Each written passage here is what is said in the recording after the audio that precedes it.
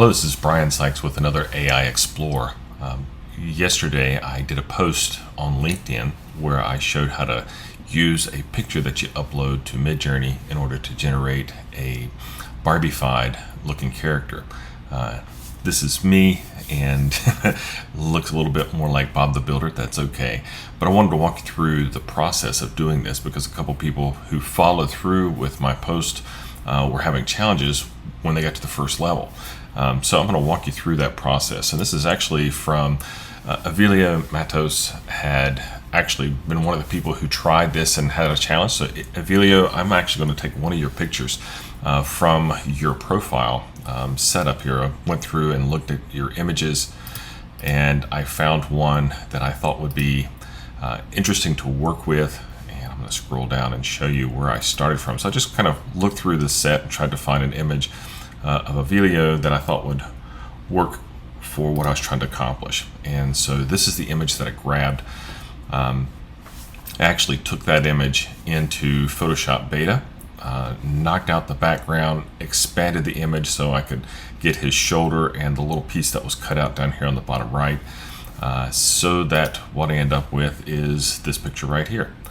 Okay, so here's the process. Now, what I want to be able to do is, once you've uploaded an image into Midjourney, and if you've never done that before, let me show you how that process works. This little plus button, you're going to click on here, and you can upload a file. Now, I've already got it here, but I'll actually walk you through the process quickly. So you just use upload a file. There's two options. One is what I just did, is upload a file, and then you can then select from your folder the picture that you're looking for. So I've already created Mattos. There he is. I'll choose open and you see that it adds it. Now, what you'll notice is there's a difference between the image that's already here and the one that I'm uploading. Why?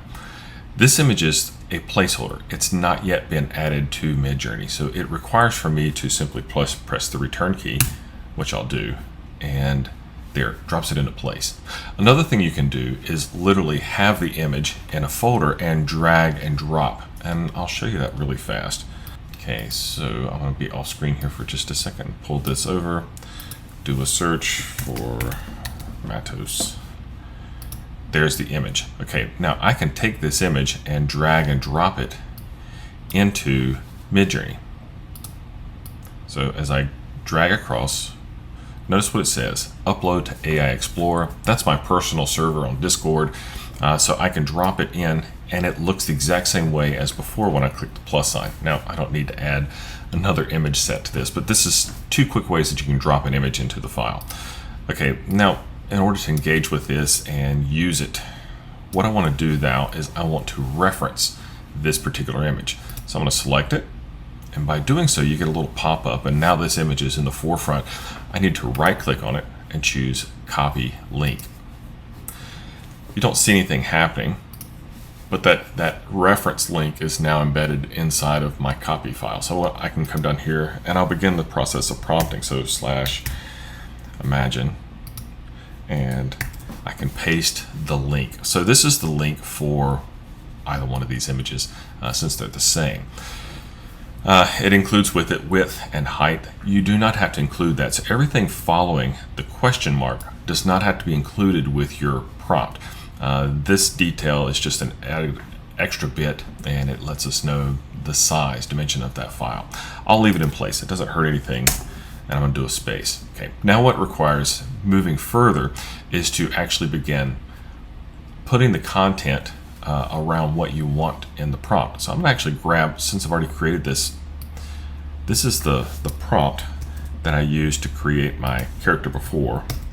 I'm going to shortcut this. So mine reads, macro photo, close-up of Rovner, a gray-bearded middle-aged male Barbie doll figure wearing a blue Oxford shirt and bow tie, background of an office in plastic Barbie world, bold plastic colors, no glasses. Obviously, that's not what this image is. So what I want to do is I'm going to refine this to fit what I'm going for.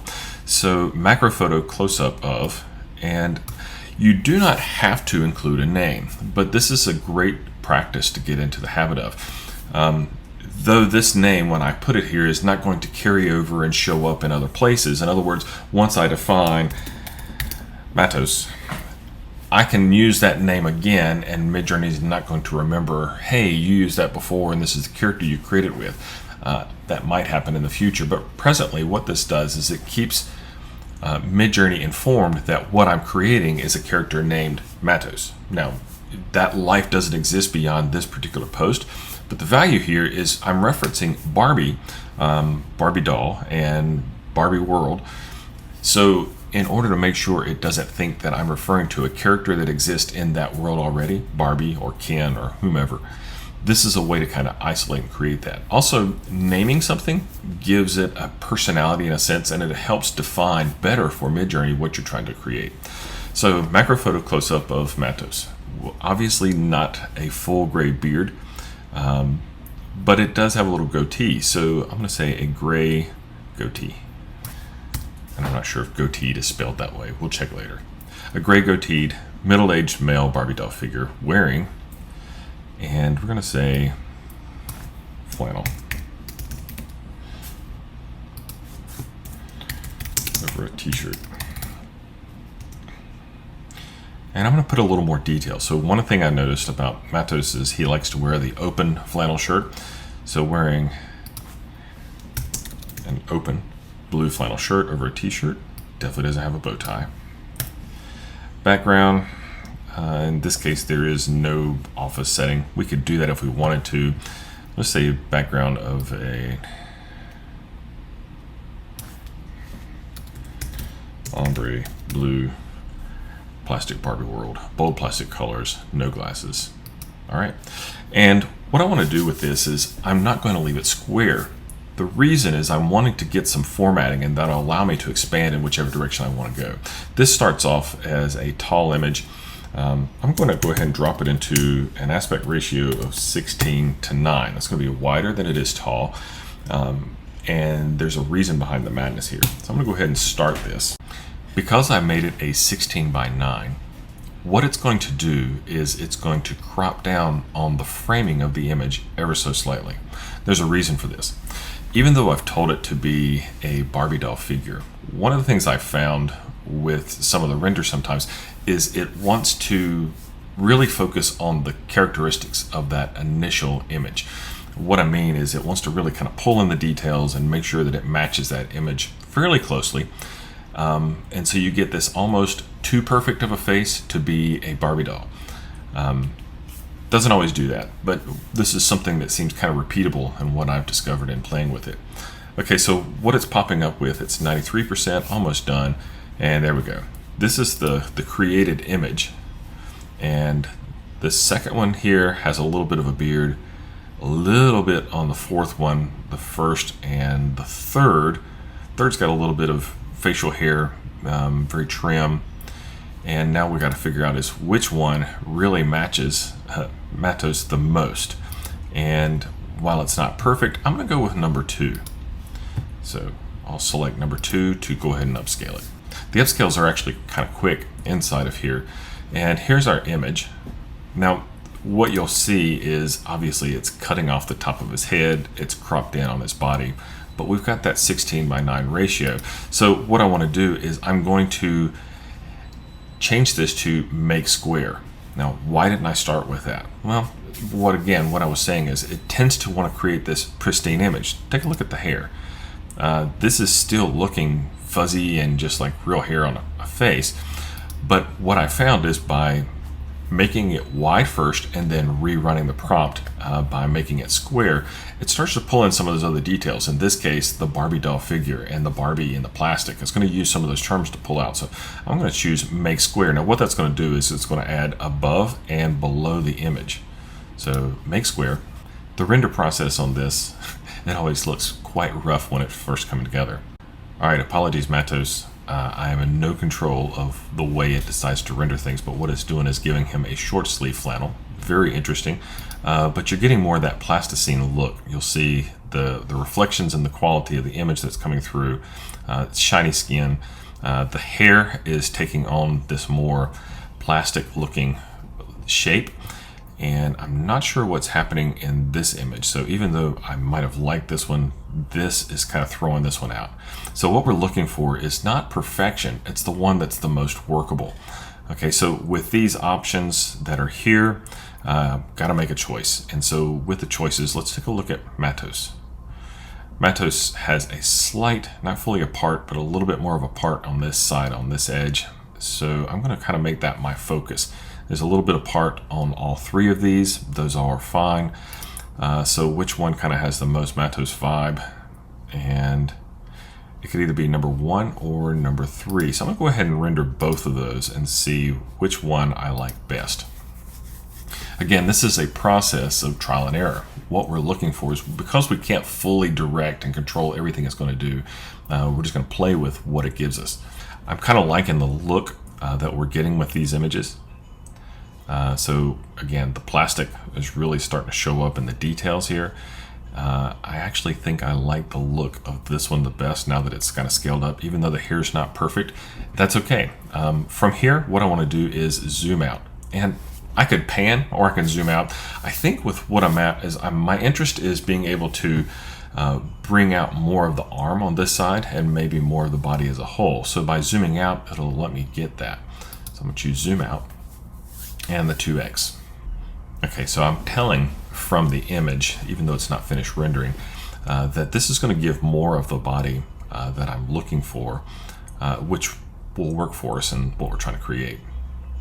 And I kind of like what's happening in this bottom right image. It's interesting because you're starting to see it begins to figure out, well, what I want to do with this. It's not yet complete, but I can see in the second image that threw some extra people in there. In the third image, it looks like it's dropped against some kind of fabric. So this is where, as this refines itself, we're able to kind of make choices in the direction we want to take our character.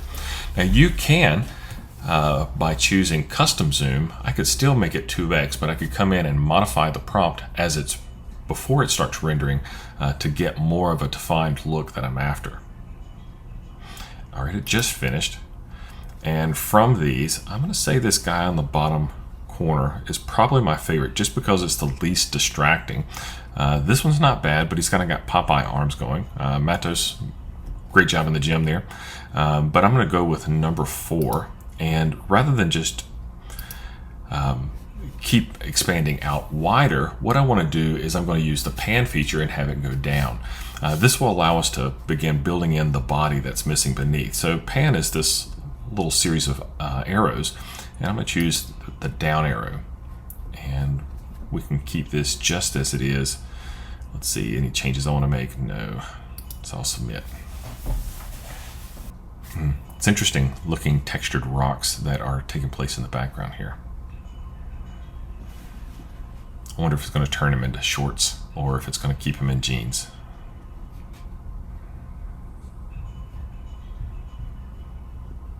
It looks like jeans so far.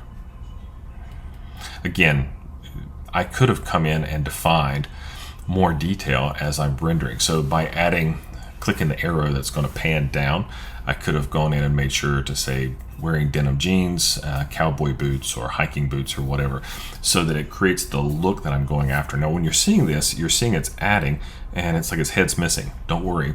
This is the process because this is the portion that it's adding to the image.